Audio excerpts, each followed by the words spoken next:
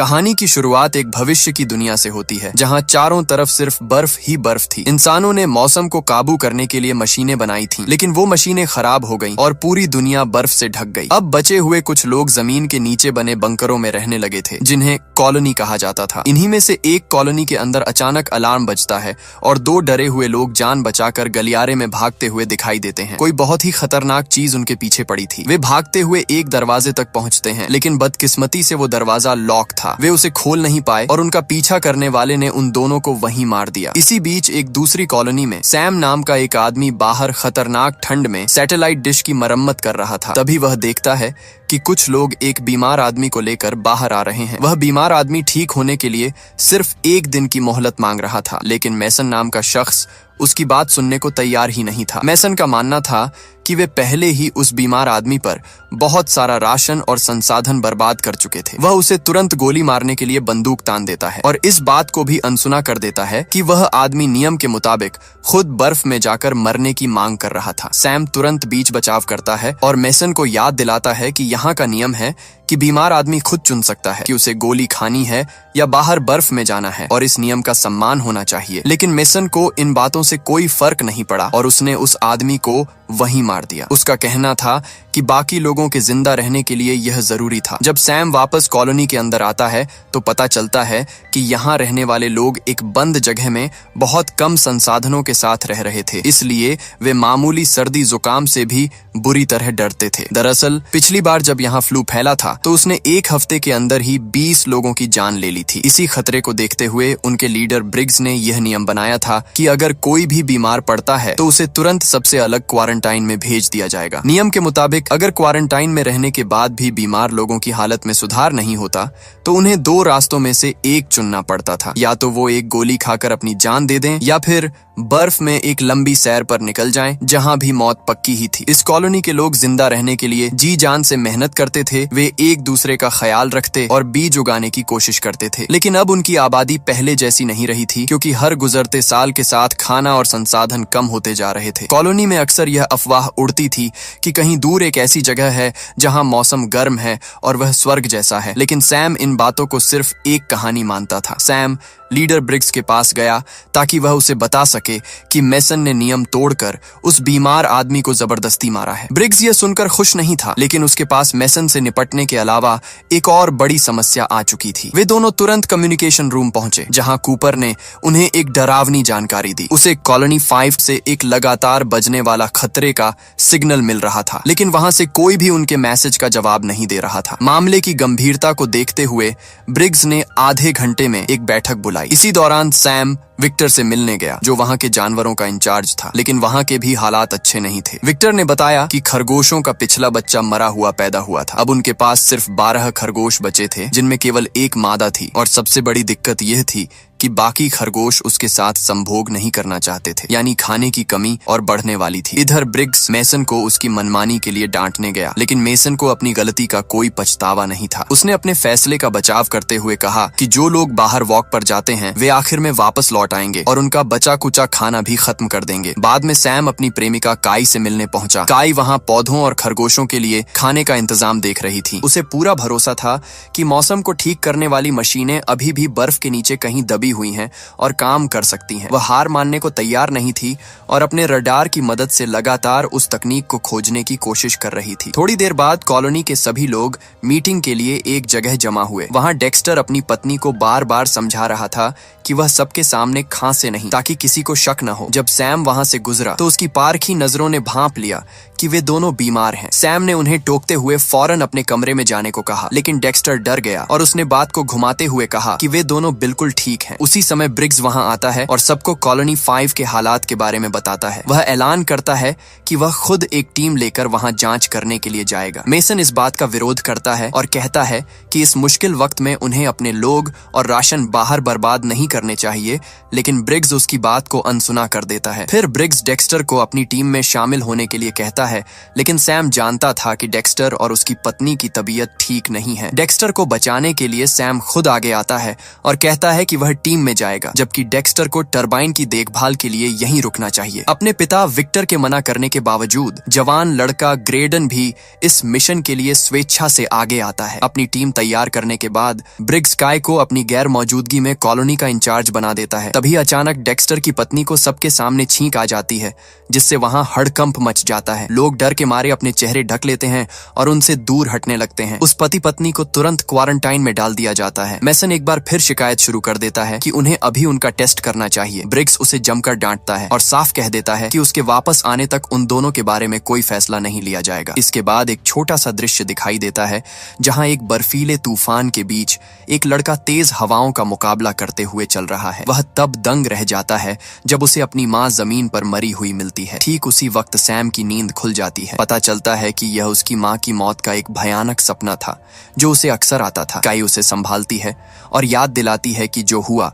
उसमें उसकी कोई गलती नहीं थी। अगले दिन टीम अपने मिशन के लिए निकल पड़ती है। इसका मतलब था कि उन्हें मीलों तक जमी हुई बर्फ और जानलेवा बर्फीली हवाओं का सामना करते हुए पैदल चलना था। चलते चलते जब वे एक उजाड़ और पुराने शहर को पार करते हैं तो उन्हें रास्ते में एक पुरानी मौसम ठीक करने वाली मशीन मिलती है। सबको थोड़ी उम्मीद जगती है, लेकिन बदकिस्मती से वो मशीन खराब हो चुकी थी और काम नहीं कर रही थी। थोड़ी देर बाद वे एक पुराने पुल पर पहुंचते हैं और उसे बहुत ही सावधानी से पार करने की कोशिश करते हैं। सालों से मरम्मत न होने की वजह से पुल की हालत बहुत खराब थी और उसे पार करना जान जोखिम में डालने जैसा था। जब वे सावधानी से आगे बढ़ रहे थे, तभी अचानक ब्रिग्स के पैरों के नीचे से पुल का एक हिस्सा टूट कर गिर गया और वह गिरते गिरते बचा। वह सही समय पर पीछे हट गया, वरना एक बड़ा हादसा हो सकता था। पुल के दूसरे छोर पर उन्हें एक कार खड़ी मिली, जिसके पास एक आदमी की लाश पड़ी थी और उसके हाथ में एक बंदूक भी थी। जब उन्होंने कार के अंदर झांका तो देखा कि उस आदमी का पूरा परिवार अंदर मरा हुआ पड़ा था। उन्हें यह समझते देर नहीं लगी कि उस आदमी ने खुद को खत्म करने से पहले अपने पूरे परिवार को मार डाला, ताकि उन्हें इस नरक में तड़पना न पड़े। बर्फ पर मीलों पैदल चलने के बाद उन तीनों को एक क्रैश हुआ हेलीकॉप्टर मिला। उन्होंने रात बिताने के लिए उसी के अंदर रहने का फैसला किया। ग्रेडन अभी इतना छोटा था कि उसने अपनी जिंदगी में कभी किसी विमान या हेलीकॉप्टर को उड़ते हुए नहीं देखा था, इसीलिए वह इसे देखकर काफी हैरान था। वहां रुककर ब्रिग्स ने अपनी कॉलोनी में फोन किया ताकि वहां के हालात जान सके। कूपर ने उसे बताया कि डेक्स्टर और उसकी पत्नी की हालत बिगड़ती जा रही थी। मेसन अभी भी अपनी जिद पर अड़ा था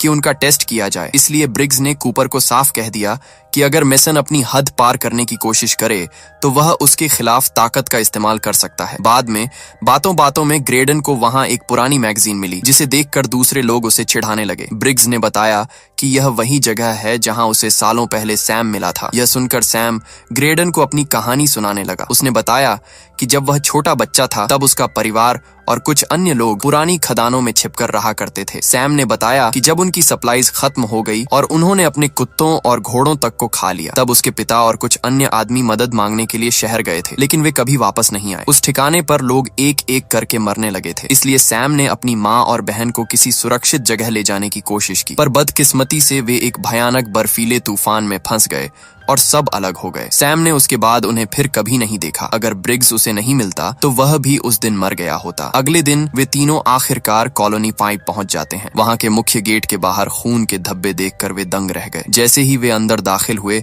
उन्हें धुएं की अजीब सी गंध आने लगी। जब वे सीढ़ियों से नीचे उतरे तो उन्हें और भी ज्यादा खून दिखाई दिया। दरअसल ये वही गलियारा था जो शुरुआत में दिखाया गया था। इस कॉलोनी में करीब 50 लोगों के होने की उम्मीद थी, इसलिए वहां किसी का भी उनका स्वागत न करना एक बड़ी चिंता की बात थी। ब्रिग्स ने ग्रेडन को एक बंदूक थमा दी और फिर वे तीनों सावधानी से चारों ओर देखने लगे। वे जिस भी गलियारे में जाते, उन्हें वहां फर्श पर खून और बिखरा हुआ सामान ही मिलता। वे ये मान चुके थे कि यहाँ अब कोई भी जिंदा नहीं बचा है। तभी अचानक उन्हें एक बंद कमरे से कुछ आवाज सुनाई दी। सैम ने तुरंत उस कमरे का ताला तोड़ दिया। जैसे ही दरवाजा खुला, उन्हें जमीन पर एक आदमी लेटा हुआ मिला। वे धीरे धीरे उसके पास बढ़े, लेकिन लेलैंड नाम का वह आदमी अचानक उन पर चिल्लाने लगा और अपनी जान की भीख मांगने लगा। उन तीनों ने उसे भरोसा दिलाया कि वे दोस्त हैं और उसे नुकसान नहीं पहुंचाएंगे। लेलैंड ने खाना और पानी लेने से पहले उनसे मिन्नत की कि वे दरवाजा वापस बंद कर दें। वह कई दिनों से उस कमरे में फंसा हुआ था और उसे नहीं पता था कि कोई और जिंदा बचा भी है या नहीं। उसने बताया कि कुछ दिन पहले उसकी कॉलोनी ने अपना एंटीना ठीक किया था और उन्हें एक मैसेज मिला था। लेलैंड अब वही मैसेज उन तीनों को सुनाने लगा। स्क्रीन पर एक वीडियो चलता है जिसमें बिना बर्फ वाले इलाके में एक आदमी खड़ा दिखाई देता है। वह बताता है कि उसके ग्रुप ने एक मौसम मशीन को ठीक कर लिया है और वहां की जमी हुई बर्फ को सफलतापूर्वक पिघला दिया है। अब उनके पास खेती के लिए उपजाऊ जमीन है और उन्हें बस कुछ बीजों की जरूरत है। बदकिस्मती से वीडियो बीच में ही कट जाता है और उन्हें उस जगह की पूरी लोकेशन पता नहीं चल पाती। लेलैंड उन्हें बताता है कि उन्होंने उस सिग्नल का पीछा करते हुए उस गर्म इलाके को खोजने के लिए एक टीम भेजी थी, लेकिन उन्हें वो जगह कभी नहीं मिली। इसके बजाय रास्ते में किसी बहुत ही खतरनाक चीज ने उन्हें ढूंढ लिया और उनके पीछे पीछे इस कॉलोनी तक पहुंच गई। सैम ने लेलैंड से उस जगह को नक्शे पर मार्क करने के लिए कहा और ब्रिग्स ने उसे भरोसा दिलाया कि वे उसे अपने साथ अपनी कॉलोनी वापस ले जाएंगे। हालांकि लेलैंड उस कमरे से बाहर निकलने के नाम से ही बुरी तरह डरा हुआ था। वे तीनों उस कमरे में जो भी राशन और सामान मिला उसे उठा लेते हैं और अपनी कॉलोनी से संपर्क करने की कोशिश करते हैं, लेकिन सिग्नल नहीं मिल पाता। आखिर में वे वहां से निकलते हैं और लेलैंड को भी अपने साथ ले जाने की कोशिश करते हैं, पर तभी कुछ खौफनाक आवाजें सुनाई देती हैं। लेलैंड इतना डर जाता है कि वह वापस कमरे के अंदर भाग जाता है और दरवाजा बंद कर लेता है। अब ब्रिग्स, सैम और ग्रेडन को उसके बिना ही आगे बढ़ना पड़ता है। वे कॉलोनी के जितना अंदर जा रहे थे, उन्हें उतनी ही ज्यादा चीखने और किसी चीज को पीटने की आवाजें सुनाई दे रही थीं। तभी उन्हें आगे मशालों की रोशनी दिखाई दी और जब वे करीब पहुंचे तो उनके होश उड़ गए। उन्होंने देखा कि कॉलोनी के लोगों की लाशों के बीच एक आदमी एक शरीर को काट रहा था और बाकी लोग इंसानी मांस खा रहे थे। अचानक उस कसाई को उनकी गंध आ गई और वह हमला करने के लिए पीछे मुड़ा, लेकिन सैम ने उसे पलक झपकते ही गोली मार दी। गोली की आवाज सुनते ही लाशों के ढेर में छिपे और भी बहुत सारे नरभक्षी यानी इंसानों को खाने वाले लोग जाग गए। उनका लीडर जोर से चिल्लाया और उन सब ने गलियारों में इन तीनों का पीछा करना शुरू कर दिया। सैम ने नरभक्षियों के लीडर के कान पर गोली मारी और एक दूसरे आदमी को भी मार गिराया, लेकिन उनकी गिनती बहुत ज्यादा थी। उन्हें धीमा करने के लिए ब्रिग्स ने उनकी तरफ एक डायनामाइट फेंका। इसी अफरा तफरी में ग्रेडन गलती से अपने ग्रुप से अलग हो गया और इससे पहले कि वो पीछे हट पाता, नरभक्षियों ने उसे घेर लिया और उस पर हमला कर दिया। ब्रिग्स और सैम तुरंत वहां पहुंचे और उन हमलावरों से डटकर मुकाबला किया। उन्होंने एक एक करके सबको मार गिराया, लेकिन जब उन्होंने ग्रेडन को चेक किया तो बहुत देर हो चुकी थी। ग्रेडन की मौत हो चुकी थी। उनके पास दुख मनाने का वक्त नहीं था क्योंकि और भी नरभक्षी उनके पीछे पड़े थे। सीढ़ियों से ऊपर भागते समय सैम ने एक और नरभक्षी को गोली मारी, लेकिन तभी उसकी गोलियां खत्म हो गईं। ब्रिग्स ने उन नरभक्षियों को रोकने के लिए सीढ़ियों के रास्ते को ही तोड़ दिया। बदकिस्मती से वहां पहले से ही एक नरभक्षी मौजूद था। ब्रिग्स उससे भिड़ गया और काफी जद्दोजहद के बाद उसे गोली मारने में कामयाब रहा। बाकी नरभक्षी भी वहां पहुंच गए और अपने साथी की मौत देखकर उनका लीडर गुस्से में चिल्लाने लगा। जैसे ही ब्रिग्स और सैम बाहर निकले, ब्रिग्स ने उस टावर को पूरी तरह तबाह करने और कॉलोनी का रास्ता बंद करने के लिए गेट पर डायनामाइट फेंक दिया। वे दोनों खतरनाक ठंड में बर्फ के ऊपर चलते रहे। जब उन्हें वही पुराना हेलीकॉप्टर मिला तो ब्रिग्स ने फैसला किया कि वे रात वहीं बिताएंगे, क्योंकि बाहर तापमान बहुत तेजी से गिर रहा था। वहां बैठकर वे उन नरभक्षियों के बारे में बात करने लगे। ब्रिग्स ने कहा कि इंसान जिंदा रहने के लिए बहुत ही भयानक काम कर सकता है और फिर उसने सेना में बिताए अपने पुराने दिनों की एक कहानी सैम के साथ शेयर की। ब्रिग्स ने बताया कि कैंप के दौरान एक स्टेडियम में 20,000 लोगों को इकट्ठा किया गया था। वहां सैनिक खाना बांट रहे थे और डॉक्टर बीमारों का इलाज कर रहे थे, लेकिन जैसे ही खाना खत्म हुआ, हालात बिगड़ गए। जिन लोगों के पास बंदूकें थीं, उन्होंने कमजोर लोगों से चीजें छीनना शुरू कर दिया। इसलिए बड़े अफसरों ने यह तय करना शुरू कर दिया कि किसे जिंदा रखना है और किसे मरने देना है। मैसन उस वक्त ब्रिग्स की टीम में ही था और उन दोनों ने मिलकर उस जगह को छोड़ दिया ताकि कोई ऐसी जगह ढूंढ सके जहां इस तरह की मुसीबत ना हो। अगली सुबह जब सैम और ब्रिग्स की आंख खुली तो उन्हें पता चला कि वो नरभक्षी उनके पैरों के निशानों का पीछा करते हुए काफी करीब आ चुके थे। सैम को डर था कि वे नरभक्षी उनकी कॉलोनी तक पहुंच जाएंगे, लेकिन ब्रिग्स ने उन्हें रोकने की एक योजना बना ली थी। वे दोनों तेजी से भागते हुए उसी पुराने पुल पर पहुंचे। वहां उन्होंने एक खतरनाक छलांग लगाकर पुल का एक हिस्सा पार किया और फिर रास्ते में डायनामाइट की एक छड़ी रख दी। वे पास ही कुछ टूटे हुए बोर्ड्स के पीछे छिप गए। बदकिस्मती से तेज हवा की वजह से डायनामाइट की फ्यूज बुझ गया। सैम उसे दोबारा जलाने के लिए आगे बढ़ने लगा, लेकिन ब्रिग्स ने उसे पीछे धक्का दे दिया और खुद वहां गया। बर्फीली हवा के कारण लाइटर जलाना बहुत मुश्किल हो रहा था, पर ब्रिग्स कोशिश करता रहा। इसी बीच कुछ नरभक्षी पुल पार करने के लिए कूदे, लेकिन वे सीधे नीचे जा गिरे। आखिरकार ब्रिग्स ने डायनामाइट जला लिया, पर वह वहां से भागा नहीं। उसने जानबूझकर उन नरभक्षियों को अपने करीब आने दिया और उनसे लड़ने लगा ताकि ज्यादा से ज्यादा नरभक्षी धमाके की चपेट में आ जाएं। तभी अचानक डायनामाइट ब्रिग्स के हाथ में ही फट गया। इस धमाके में ब्रिग्स की मौत हो गई और पुल का बीच का हिस्सा पूरी तरह टूटकर नीचे गिर गया, जिससे अब उसे पार करना नामुमकिन हो गया था। सैम ने देखा कि पुल टूटने के बावजूद उस नरभक्षी लीडर सहित कुछ नरभक्षी दूसरी तरफ बच गए थे और वे गुस्से में उसे घूर रहे थे। सैम के पास रुकने का वक्त नहीं था, इसलिए वह फिर से अपनी कॉलोनी की तरफ भागने लगा। इस बीच आउटपोस्ट पर मेसन ने अपनी मनमानी शुरू कर दी थी। उसने डेक्स्टर और उसकी पत्नी की मिन्नतों को नजरअंदाज किया और उन्हें बाहर ले आया। मेसन ने डेक्स्टर की पत्नी को गोली मार दी, लेकिन इससे पहले कि वह डेक्स्टर को मार पाता, काई वहां पहुंच गई और उसने मेसन पर बंदूक तान दी। दोनों के बीच इस बात पर बहस होने लगी कि कॉलोनी को कैसे चलाया जाना चाहिए। तभी अचानक उन्हें बाहर से सैम की चिल्लाने की आवाज सुनाई दी। मौके का फायदा उठाकर डेक्स्टर वहां से भाग निकला और काई सैम की मदद के लिए दौड़ी। सैम खतरनाक ठंड की वजह से बेहोश हो गया। मेसन भी वहां पहुंचा और उसने काई को मारकर बेहोश कर दिया। कुछ घंटों बाद जब सैम को होश आया तो वह आउटपोस्ट के अंदर था। उसे भारी मन से विक्टर को उसके बेटे ग्रेडन की मौत की खबर दी। तभी मेसन वहां आया और उसने सैम को बिस्तर से हथकड़ी लगा दी। उसने ऐलान कर दिया कि अब वहां का लीडर वही है। उसने नए और सख्त नियम बना दिए, जैसे राशन आधा कर दिया जाएगा, बीमारी का शक होने पर तुरंत टेस्ट होगा और जो काम नहीं करेगा उसे खाना नहीं मिलेगा। सैम ने मेसन को नरभक्षियों के बारे में सब कुछ बताया और चेतावनी दी कि उन्हें वो गर्म जगह ढूंढने के लिए तुरंत निकल जाना चाहिए, वरना नरभक्षी उन्हें ढूंढ लेंगे। लेकिन मेसन ने उसकी बातों पर यकीन नहीं किया और सबको लेकर वहां से चला गया। जाने से पहले एक छोटे लड़के ने चालाकी से हथकड़ी की चाबियां चुरा ली थीं और उसने चुपके से वो चाबियां सैम को दे दी। बाहर मेसन और विक्टर दुश्मनों पर नजर रखे हुए थे, लेकिन उन्हें कुछ दिखाई नहीं दिया। विक्टर ने मेसन को समझाया कि सैम झूठ नहीं बोलता और उन्हें हमले के लिए तैयार रहना चाहिए। उन्होंने सुरक्षा कैमरों की मदद लेने का फैसला किया, लेकिन तभी एक आदमी ने आकर खबर दी कि सैम वहां से भाग चुका है। सैम तुरंत काई को खोजने निकल गया और उसने देखा कि उसे एक कमरे में बांध कर रखा गया था। उसे आजाद करने के बाद सैम ने काई के कंप्यूटर पर उस सिग्नल वाली जगह को खोजना शुरू किया। शुरुआत में तो कुछ नहीं मिला, लेकिन रडार को ध्यान से चेक करने के बाद आखिरकार उन्हें एक गर्म इलाका दिखाई दे गया। इससे यह पक्का हो गया कि दुनिया में एक ऐसी जगह सच में है जहां बर्फ पिघल चुकी थी। सैम और काई ने फौरन अपने बैगों में जितने हो सके उतने बीज भर लिए और दूसरों को आगाह करने के लिए भागे, पर रास्ते में मेसन और उसके आदमियों ने उन्हें रोक लिया। मेसन एक बार फिर अपनी ताकत दिखाने की कोशिश कर रहा था कि तभी बाहर से जोर जोर से दरवाजे पीटने की आवाजें आने लगीं। सब लोग घबराकर सुरक्षा कैमरों की तरफ दौड़े। वहां का नजारा देखकर सबके होश उड़ गए। नरभक्षी पागलों की तरह दरवाजा तोड़ने की कोशिश कर रहे थे। उनके लीडर ने कैमरे के सामने डेक्स्टर का कटा हुआ सिर दिखाया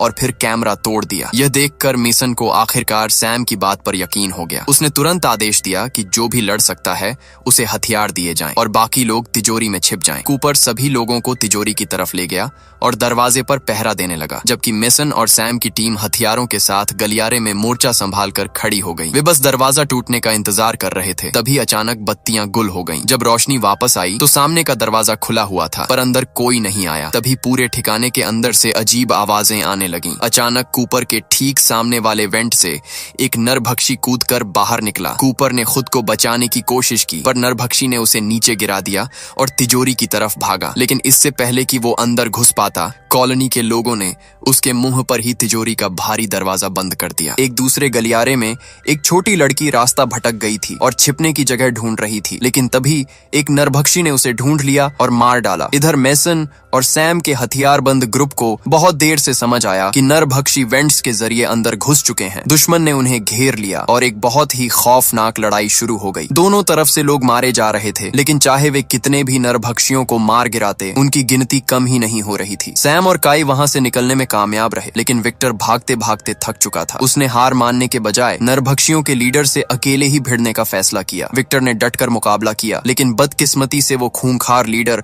उस पर भारी पड़ा और उसे मार डाला। इसी बीच घायल मेसन भागकर एक सुरक्षित कमरे की तरफ गया जहां कुछ ऐसे लोग छिपे थे जो तिजोरी तक नहीं पहुंच पाए थे। मेसन ने अंदर घुसते ही दरवाजा बंद कर लिया, जबकि सैम और काई अभी बाहर ही थे। तभी एक नरभक्षी उनके करीब आ गया। ये देखकर अंदर मौजूद एक आदमी ने मेसन को धक्का देकर नीचे गिराया और दरवाजा खोलकर सैम और काई को अंदर ले लिया। लेकिन उसी अफरा तफरी में एक नरभक्षी भी उनके साथ कमरे के अंदर घुसने में कामयाब रहा। काई ने बिना वक्त गंवाए उसे गोली मार दी और वे सब मिलकर दरवाजा बंद करने के लिए दौड़े, पर वे जानते थे कि यह दरवाजा ज्यादा देर तक नहीं टिकेगा, क्योंकि बाकी नरभक्षी वहां पहुंच चुके थे और पागलों की तरह उसे पीटना शुरू कर दिया था। खतरे को देखते हुए सैम ने फुर्ती से एक वेंट खोला और सबको अपने पीछे बाहर आने को कहा। मैसन ने फिर से विरोध किया और कहा कि बाहर वे सब ठंड से जम जाएंगे, इसलिए उन्हें यहीं रुककर दुश्मन का सामना करना चाहिए। लेकिन बाकी लोगों ने उसकी बात अनसुनी कर दी और वेंट के रास्ते बाहर निकलने लगे। सैम भी वहां से निकलने ही वाला था, पर उसने रुककर मैसन को अपनी बंदूक थमा दी। कुछ ही सेकंड बीते थे कि नरभक्षियों ने दरवाजा तोड़ दिया और मैसन पर टूट पड़े। मैसन ने पास ही रखे एक गैस टैंक पर गोली चला दी, जिससे एक बहुत बड़ा धमाका हुआ। उस आग और धमाके में लगभग सभी नरभक्षी मारे गए, सिवाय उनके लीडर के, जो सही वक्त पर वेंट के अंदर छिप गया था। जल्द ही वह खूंखार लीडर वेंट के रास्ते सैम तक पहुंच गया और दोनों के बीच लड़ाई शुरू हो गई। लड़ते लड़ते वेंट का हिस्सा टूट गया और वे दोनों नीचे जानवरों वाले कमरे में जा गिरे। लड़ाई वहां भी जारी रही। सैम के हाथ में जो कुछ भी आ रहा था वह उस नरभक्षी पर फेंक रहा था, लेकिन वह आदमी सैम पर भारी पड़ रहा था और उसे बेरहमी से पीटने लगा। उस नरभक्षी ने सैम को फर्श पर पटक दिया और उसे घसीटने लगा। तभी सैम की नजर वहां गिरे हुए एक चाकू पर पड़ी। उसने मौका पाकर चाकू उठाया और सीधे उस आदमी के पैर पर वार किया। इस बार सैम उस पर हावी हो गया। उसने गुस्से में उस नरभक्षी का चेहरा बिगाड़ दिया और आखिर में उसका सिर काटकर अपनी जान बचाई। इसके बाद जब सैम ने बाहर निकलने की कोशिश की तो देखा कि पूरा गलियारा आग में घिरा हुआ था। बाहर काई और बाकी बचे हुए लोग वेंट से सुरक्षित निकल आए थे और अपनी आंखों के सामने अपने बंकर को जलता हुआ देख रहे थे। उसी वक्त सैम भी वहां पहुंच गया। उसने सबको हौसला दिया और कहा कि अब उन्हें उस वीडियो वाले गर्म इलाके को खोजना ही होगा। इसके बाद वो छोटा सा ग्रुप बर्फ पर पैदल चलने लगा, इस उम्मीद में कि उन्हें जल्द ही रहने के लिए एक नया और सुरक्षित घर मिल जाएगा। इसी उम्मीद के साथ ये कहानी यहाँ पर खत्म होती है। आपको यह वीडियो कैसा लगा कमेंट में जरूर बताएं और चैनल को सब्सक्राइब करना न भूलें। मिलते हैं अगली वीडियो में, तब तक के लिए गुड बाय।